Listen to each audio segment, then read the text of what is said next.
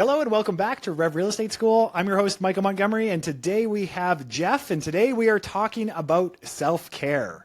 Jeff, how are you doing today? Doing really well, Mike. Thanks for having me again on the show. You taking care of yourself?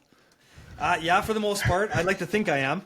That's awesome. That's my wife. Yeah, exactly. Day, probably, but yeah. Well, I'm excited about this topic because it's something that I think a lot of us in real estate, we know the importance of this concept of self-care, but I think we have this mental struggle in our minds between like, if I'm to take care of myself more, is it going to harm my production?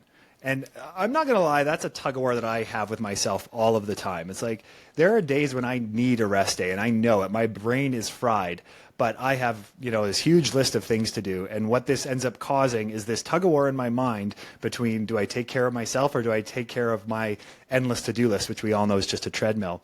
But what are some of the first thoughts that come to mind when you start to think about how agents can start thinking about self-care?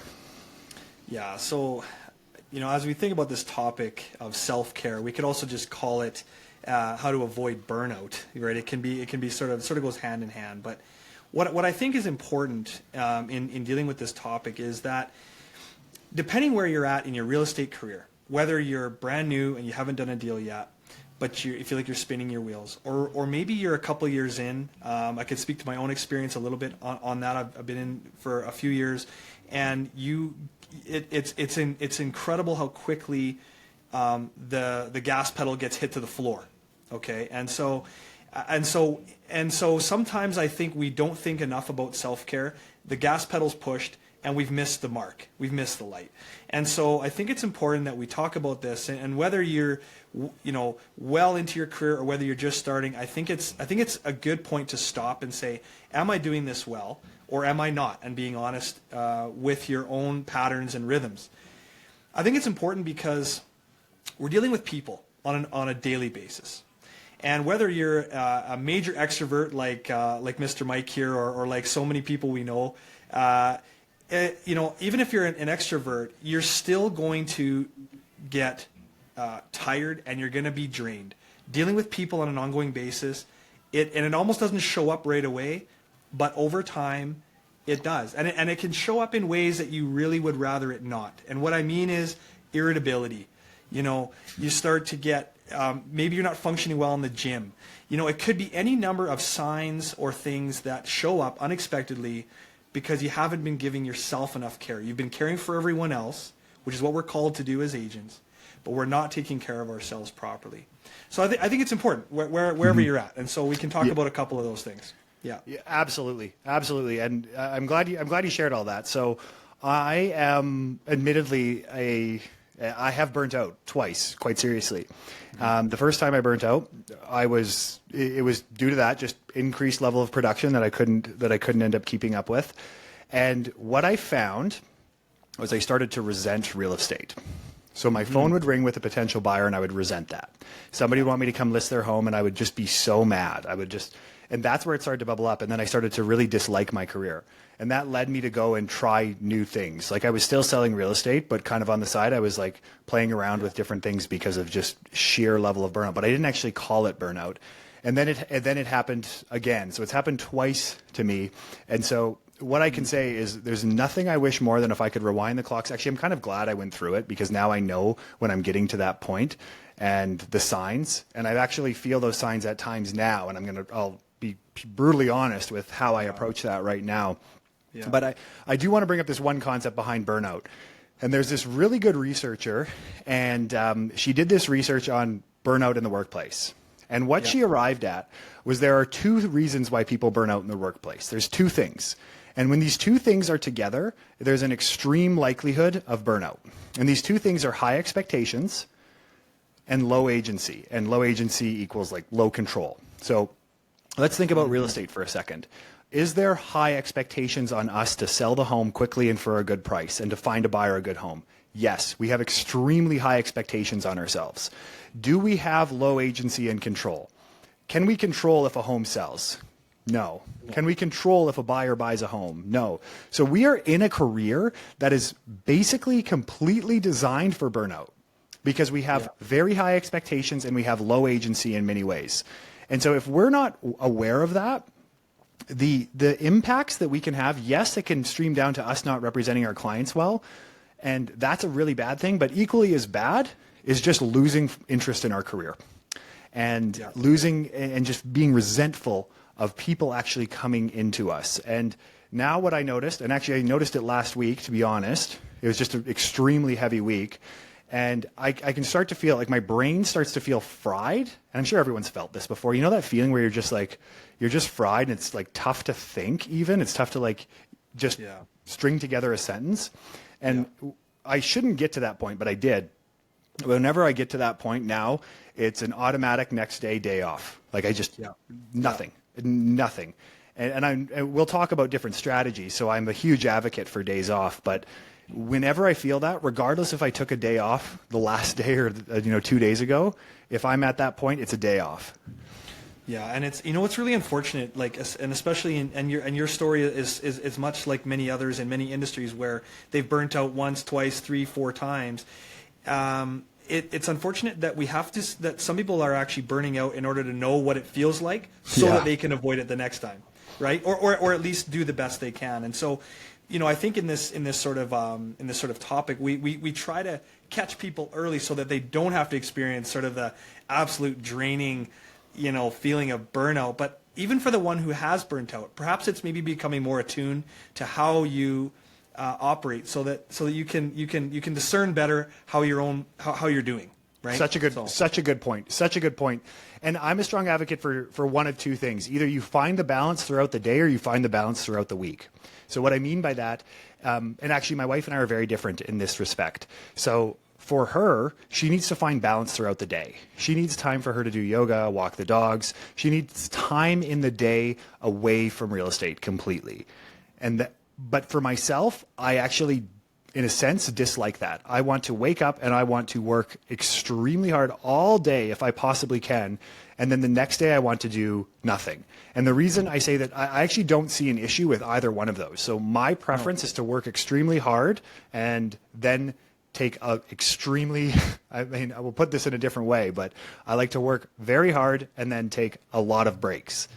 Like a full day off where I'm not doing anything, where she would rather kind of work in those breaks throughout the day. And that doesn't work as well for me. And I don't actually have a perspective on which one's right and which one's wrong, as long as you find one. But I'm curious, what's your day-to-day like? Yeah. So it's really interesting, this metaphor of balance. So I fundamentally don't believe that we can achieve balance. Okay. So what you've explained with your wife is she's maybe a little, if you think of a teeter-totter, right? She's maybe a little bit more like this, whereas you're either like this or you're like this, right? So it's one or the other. You're all or nothing. And so I don't think it's possible or even achievable or even necessary in any sort of way to find this, okay, to find middle. But I think what's the most important is that you have to be very aware, am I in this phase or am I in this phase? And if I'm in one, what am I doing to bring it back the other way? So it's about being intentional with how we are tipping those scales, not necessarily are those scales at a balanced, even keel all the time. I don't think that's not humanly possible. But the less we understand where we're at, the more we're either going to be not doing anything ever, right? So we're the opposite of burnout, where we're not producing, or we're working so darn hard that we don't know when to tip the scale. And so it's learning to know when to tip those scales and how to do it with various sort of processes or with habits, with good habits. Yeah, totally. And I think that there has been a large movement away from this world of work-life balance. And I think it was Jeff Bezos who said it. It's not about work-life balance, it's work-life integration. I think there's a lot of people that subscribe to that sort of methodology now, because the concept of work-life balance is, it almost leaves us feeling guilty in a sense that we're not taking enough breaks. But I find with most agents, and I'll say this just from chatting with a lot of agents, that generally we're going to either work too hard or we're not going to be working enough. And so it kind of goes both ways. And sometimes we do have to give ourselves a kick. But you are a person who has this well figured out in many ways. You tend to have very good balance, something that I could learn a lot from. So walk me through what you do when the teeter-totter is tipping too much in favor of work, and how you end up finding, I don't want to use the word balance, of course, but find some equilibrium in your life. So So for me, it's really two things. So the first thing is trying to be intentional about having good daily rhythm. So maybe much like your wife. So having time set apart for myself. So in the morning is typically for me. So I'm filling my tank. So I'm reading, I'm listening to a podcast or reading something real estate related every morning or personal. I'm doing mindfulness technique, like I'm meditating. I'm doing things that are going to fill my tank, because by 11 o'clock in the morning, it starts to drain. Someone's pulling the plug on the tub. And so let's get specific, because I want to know what you're like when you say you're meditating. How long are you doing it for? What apps are you doing? What type? Okay, so I get to the office around 6:30 in the morning, generally between 6 and 6:30. First thing I do, I use the Calm app. Calm, yeah. And right now I'm going through 30 days. It's just teaching you different models of meditation. They're like 10, 12 minutes long each, so it's a very small sort of dedicated time, but it is beautiful to start the day. And maybe if you're religious, maybe it's prayer, maybe it's other things. Everybody's got their own bent, but I think to start your day in a calm state, whatever that looks like for you, is super important, because the very first thing that most of us do is we turn on our darn phones or the computer right off the bat. And so what I'm trying to do is not turn the phone or the computer screen on or anything for at least an hour and a half before my day starts.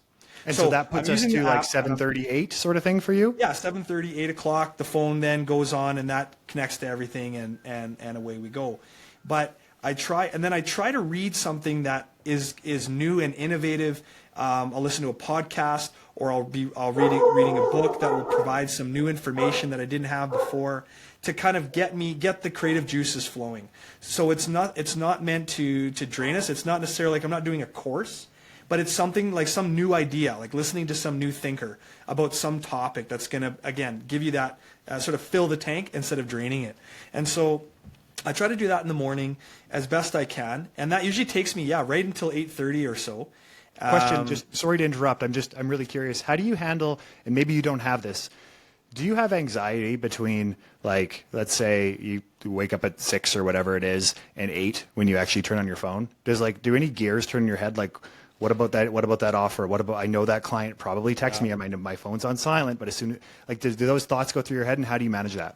Yeah, there's definitely been, I can think of maybe 2 times in the last couple of weeks where I haven't been able to meditate properly, because I know there's something on that phone that I need to deal with sooner than later. So that's definitely, and you know what, we're not perfect at it, but I think the idea is to at least be intentional about what we are taking in first thing of the day. So that's Totally. part of self-care. And that's probably part of the meditation practice unto itself, is sitting with the discomfort that somebody could have texted you last night. Yeah. Like that is probably part of the meditation practice, in a sense, that you have to have the ability to resist that and kind of sit with that discomfort. Yeah, that's exactly, and sitting and being okay with whatever is going on around you. And as you do more and more of it, you get better and better at it, and it helps. It helps immensely, because then even as you then approach those tasks or those emails, you start to do them with a level of calm and a level of ease that you maybe didn't have before. I mean, I'm a more of an anxious person by nature, and I know that when I started in real estate, I was hammering out email after email and doing things and not taking time, and I certainly saw sort of the downfall of that, and so I'm trying to change those patterns a little bit. I'm so glad that you figured that out. And now walk me through kind of as you progress through your day, how you work self-care into it. Once the phone comes on and 11 a.m. rolls around, how do you end up juggling everything? Yeah. So, I like the, and Mike, maybe you can remind me what the name of it was. There was that chart that we use often, the important and urgent, the urgent and unimportant.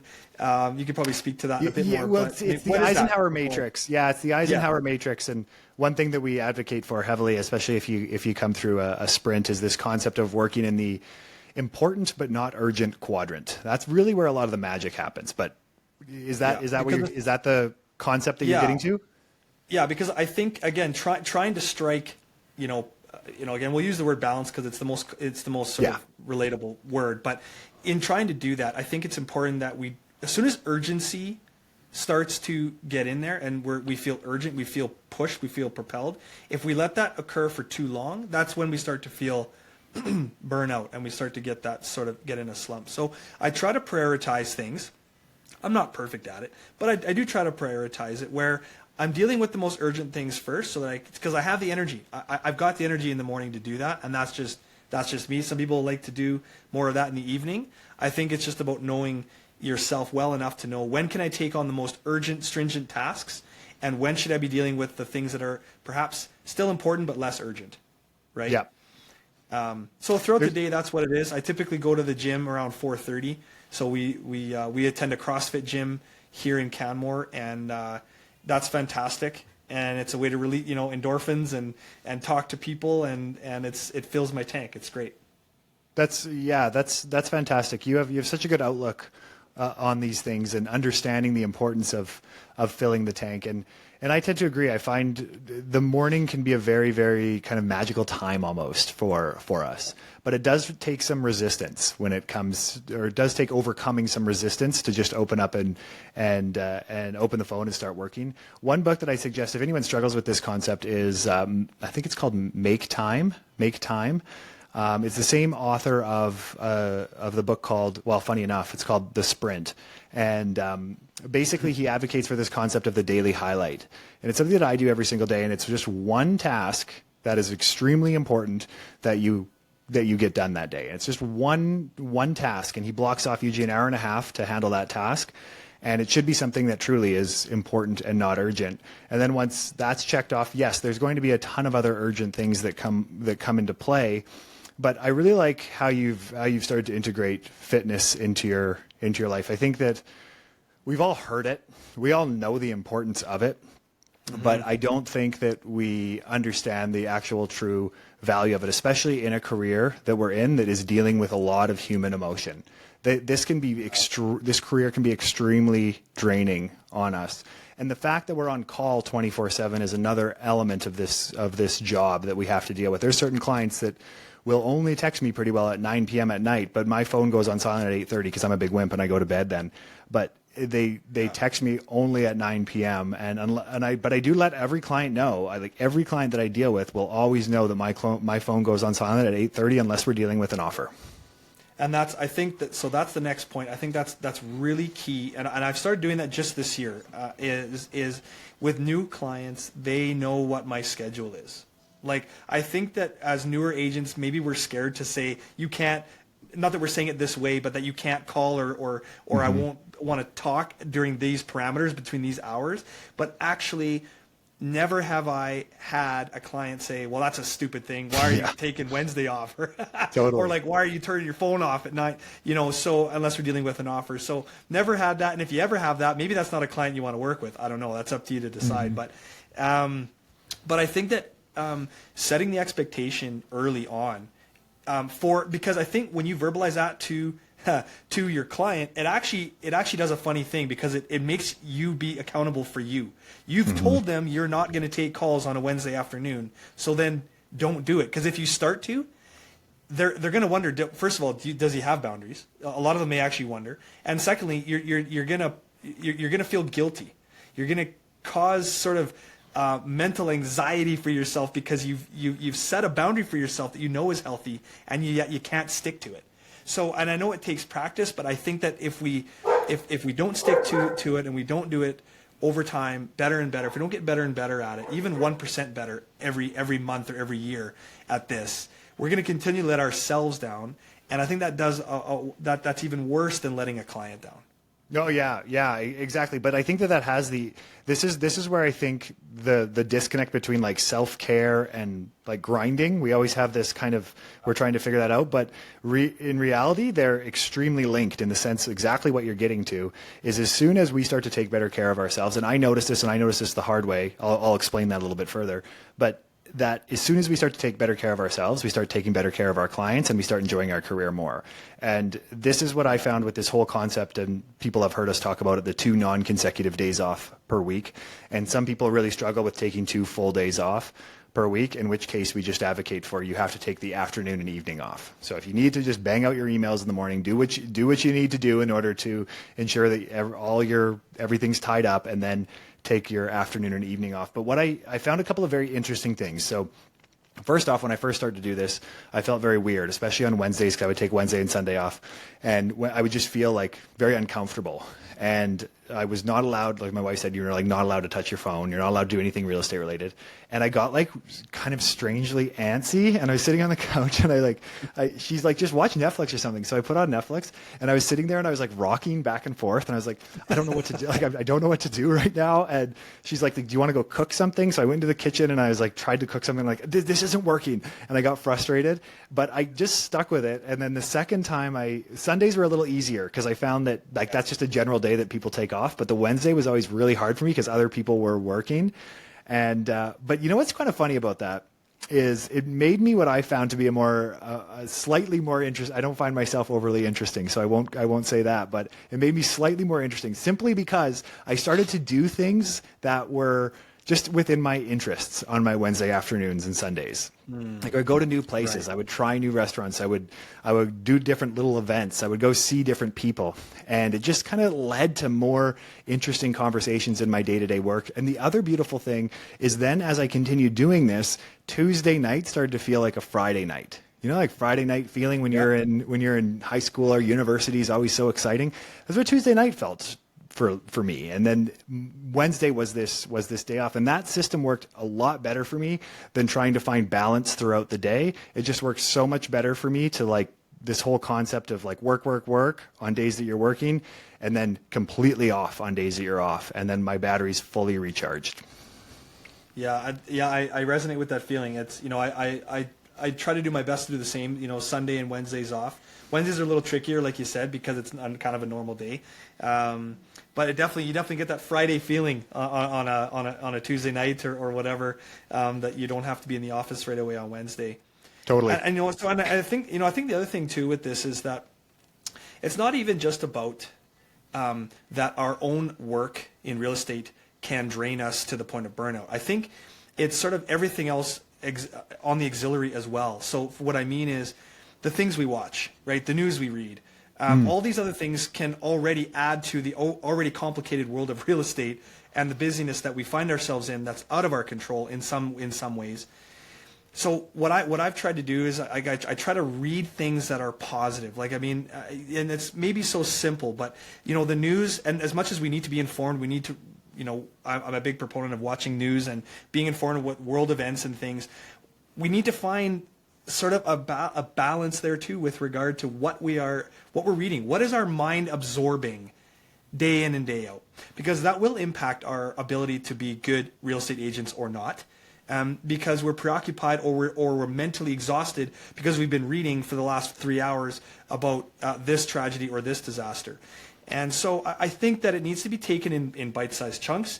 Again, I say this in extreme generality. I know that there's times where we need to sit down. I have clients who've got family overseas and there's terrible things happening, and they need to be focused on that. And I think that that's important. But as real estate agents and sort of as a general rule of thumb, I think it's good to read positivity, which is why I try to read positive news, and I try to listen to, like I say, a podcast, and I try to read a book that just is enjoyable to read. Because what are some examples of that? So when you're talking about reading, whether it be positive reading, so where would you go to get those sources, and then potentially positive podcasts that are currently on your list? Yeah. So I mean. So I guess there's two places. Like the one that I have is called the Good News Network, and it's an app, cool. And you can download it and you can just go through, and there's like silly things on there. There's like some amazing things, like just acts of kindness, like that caught the news. You know, like there's lots of those positive stories that you can go through, and a lot of them are quite short and succinct, and you can look through them. The other thing is, you know, I've disclosed, like, you know, I'm gonna be a dad in the new year. So exciting. Like, and it's exciting. And so like, I'm excited to like learn about, you know, how, like parenting stuff and baby stuff. And you know, I get more and more excited about it. So I listen to things that get me into that mode, that take my mind off real estate for that moment. But not only that, it puts me in a positive emotional space that when I go back into real estate mode, like I'm ready to go, and I've got the energy to do it, and it rubs off on the clients, and it's a great thing overall, right? Such a good call. That's such a good call, and to know yourself that way too. I could probably use, like, I spend a fair amount of time just like scrolling on Twitter, and sometimes that's like fantastic and it really pumps me up, but other times it really jazzes me up in probably the wrong way. So there's a lot to be taken from that. I tend to do very similar things to you. Like, fitness has always been a very important part of my life, and I have to do it in the morning or else I don't do it. But the other thing, I also play tennis, but I play tennis anytime after 5 p.m. So generally speaking, if I'm working by about 5 p.m., I start to feel quite drained. And so that's then the time to go play tennis. And then the other things that have helped me dramatically, I would say, would be sauna and cold bath, which I know sounds a little bit like, all of the biohackers out there are doing sauna and cold bath. But there's been some like really interesting studies around using cold baths, and specifically with the last one I was learning more about was people that are recovering from some level of addiction. They use cold baths because that then resets them in a sense. And I noticed the same thing for myself, that because during that cold bath, of course, there's the flood of hormones and dopamine and things like that come in afterwards. I can't speak to the science of it, but I can tell you that you're doing something hard, and after you do something hard, you feel quite good. So I use my sauna and my cold bath. Reading is another huge one, but that's usually on like my days off. I will just literally read all day if I possibly can. And the other one that's been interesting for me, I would say, over the last year has just been writing, and not writing because I'm good at it. Like, not by any means am I a good writer, but it just helps me formulate my thoughts a little bit better. And it's helped me kind of wrestle through challenges. Like I put a tough comment down on my so I choose Notion. Yeah. Sorry, So I just write down something that I'm kind of struggling with, and I just start writing about it. We just stream of consciousness, start writing about it. And it's funny, sometimes it leads to insights, but rarely are there like insights that come from it. But instead, it just helps me kind of structure my thoughts around something that I'm currently struggling with. And I found a lot of benefit from that. It helps me reframe the way that I think through something. And and that is such a wonderful practice, because what it does too, I think, is when it takes whatever's up here and it puts it on paper, right? And when you're if you're a real estate agent and you're not part of a team, if you're going at it solo like so many of us, and you don't have a team, and maybe your spouse doesn't quite understand real estate, or maybe your friends, it's a tough industry to kind of explain to someone. But then I think that if you're dealing with something, if it's work related, I think journaling is fantastic, because it takes those issues and it puts it down objectively on paper, right? It doesn't maybe fix them in that moment, but it certainly changes the mental sort of, the way we deal with it mentally. It changes how we deal with it when it's on paper, when we can see it in print. I think that's super important. Absolutely. Yeah. It seems so basic, but it has had tremendous impact for me. And the other thing, which is, it kind of reminds me of this Warren Buffett quote, which is, if you find yourself in a hole, the first thing you have to do is stop digging. And what I mean by that is I have not been good at this in my career, so I will 100% admit that. But I, in my career, have been, like, if a client comes to me and says they need to buy or sell a home, the answer is yes, I'm here to help you. And now the answer is maybe. So whenever a client comes to me now, the answer is not yes, the answer is maybe. I don't care about the price. I don't care about how easy it is to sell the home. The answer is always a maybe, both in my own mind and with them. And and I'll say that to them, like, the answer is maybe, because I will not work with somebody who I cannot see eye to eye with. If I meet that person and I'm getting a sense that this is not going to work well together, I will not work with them. I just absolutely won't, because, it's a lot of this discussion around self-care. When we think about some of our best clients, we're like, that was a dream. That was so much fun. What actually leads us down the road, usually, of extreme burnout? Either we take on too much, or we have one. Like, you can burn out with one client. Don't think you can't do that when that one client is just taking all the life away from you. And this has happened to me over and over again and again. It's a lesson that I've had to learn the hard way. I don't know if I've told this story, but I had a client recently. This was, and we parted ways. I asked to terminate the contract because, she was calling at all times a day, so throughout the day, and I was trying to help the situation as much as possible. But then there was this time where she called. I was out playing tennis for 1 hour, and she called about 15 minutes into me playing tennis. So I was there for 1 hour, and then she called again at 20 minutes, then a half an hour. And I was looking at my watch. I knew it was her calling, but I was like, I'm not going to answer this. I'm in the middle of playing tennis. I'm going to wait for my hour to be up, and then I'm going to call her back. And as soon as I finished, I got this extreme text from her saying that I've hired you to be my real estate agent, and I expect you to return my call instantly after I call you. And now, early on in my career, I may have just said, okay, I guess that's part of the job, and I got to buckle up and get my work done. I put my foot down at that point in time, picked up the phone, called her, and said, we're done terminating this contract. We're not working together anymore. Here's the termination. Please sign it as soon as possible and go find yourself another agent. Now, I said it in a lot nicer light, yes, and I was a lot more diplomatic than I was there. Yeah. But being able to identify clients that are going to drain you is going to completely transform the way that you think about self-care, because your need for self-care, yes, you just need self-care, period. But that amount of need increases dramatically with one awful client who is going to drain you. Yeah, and I think what you've really hit on in this story in particular is, what we've been talking about for the last number of minutes is about saying yes to things, but it's almost more important, what things do you have to say no to? Right? Do you have to say no to the client? Sure. Do you have to say no to maybe a marketing campaign that's not going anywhere, but it's taking up all your time and all your energy and you're burning out? Maybe you got to say no. And that's almost harder than saying, yeah, Jeff, I'll pick up that book or that app or that thing. Saying yes to things is easier to fill the tank, but saying no for the same reason is almost harder. Oh gosh, you're hitting on a good point here, Jeff, around this. I like how you brought up the marketing piece, because so many times, and I've been a victim of this too, is like I've put in 10, 20K into this marketing strategy, and it hasn't led to the results that I'm looking at. But because of the sunk cost fallacy, I'm however much into this marketing strategy, or the clients who have came from this are not the type of clients I want. But I'm like, well, but I've put in all of this time, effort, and money.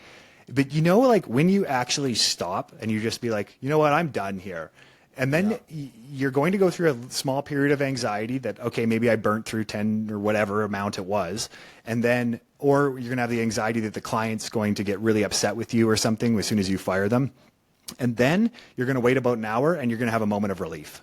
You're going to feel so relieved that you squash that marketing campaign that doesn't work. And everything in real estate is a test. So when we're thinking of marketing, we shouldn't be thinking in terms of I'm going to choose this and this is going to be my end all be all. Everything in real estate and everything in marketing is a test. When we find something that works, we double down on it. When we find something that doesn't work, we scrap it. Yeah, because I think what happens, the reason why so many people burn out in many industries, including real estate, is they trap themselves mentally. So they feel trapped. Like, you spend $10, $15, $20,000 on a marketing campaign. You feel trapped within that campaign to see it to completion, regardless of the mental cost. And that's a trap, right? And so the Warren Buffett quote, stop digging. We continually trap ourselves. Well, why are you continually building this trap around yourself, where all that's gonna lead to is burnout? That's where or resentment, or both, right? Yeah, great point. Great, yeah. But it's kind of it sneaks up on you, right? And I think that's really what's at the heart of this as we're kind of wrapping this up. I think this is something that we need to get ahead of. And there's also just this concept that, like, you have to ask yourself sometimes, what are you doing all this for? My wife asks me this a lot, actually. Yeah. And oftentimes we're like, well, it's our career, it's our job, it's our money. But what are we really doing everything for when we think about our careers? Ultimately, most things that we do in life comes down to trying to find some level of joy, some level of happiness, some level of importance within the world, right? And there are certain things that we do have to sacrifice in order to actually get that. And what that means is, like, when we're working 24/7, we have to sacrifice some of that, and that doesn't mean that our business drops. In fact, when we actually start to take better care of ourselves, we tend to enjoy our business more, and what I've noticed anyways is my business actually excels, because I'm so much more passionate about my career when I'm able to have that rest and relaxation time, and my passion will tend to drop, and my anxiety goes up dramatically when I'm not taking that time, because I have nothing left in the tank. If I got one more client, I'm screwed. I'm over the top. As soon as we start building in that time, then it just gives us that time to reflect and actually become the people that we want to be. Yeah, and I think if I could leave it even with one last sort of perspective, is your job does not define who you are. So Totally. Your self-esteem, your self-worth is not actually who you are. So when you fail and when you succeed, that is not Michael Montgomery succeeding, failing. That's your business failing or succeeding. And I think that that's a very important distinction, because that's what causes shame, guilt, burnout, resentment, all kinds of nonsense, right? So your job, as important as it is, and as much of a grind as it is not actually who you are. Even though you are a sole proprietor, you are the one driving the business, that is not who you are. And so as soon as we can differentiate that, I think that will already help to facilitate a more healthy work-life balance. That's an absolute killer comment, Jeff. Like, that is an amazing comment, because so many times we wrap in our self-worth with our production, and that's a we all do it. We all do it. We've all been there. Yeah. And we really need to separate those two things. Whether you succeed in real estate or not has no impact on your self-worth. Whether you sell 100 homes this year or you sell one has no impact. You're still an amazing person for who you are. This is just what we do. And I think that's such an important point that you brought up. Yeah. Awesome. Yeah. Jeff, thanks so much. This was a great chat, and I have a lot to learn from you on this topic. So it's been great having you here. Yeah, likewise, Mike. Yeah, thanks for having me. Great to share some experiences with you today. It's been great.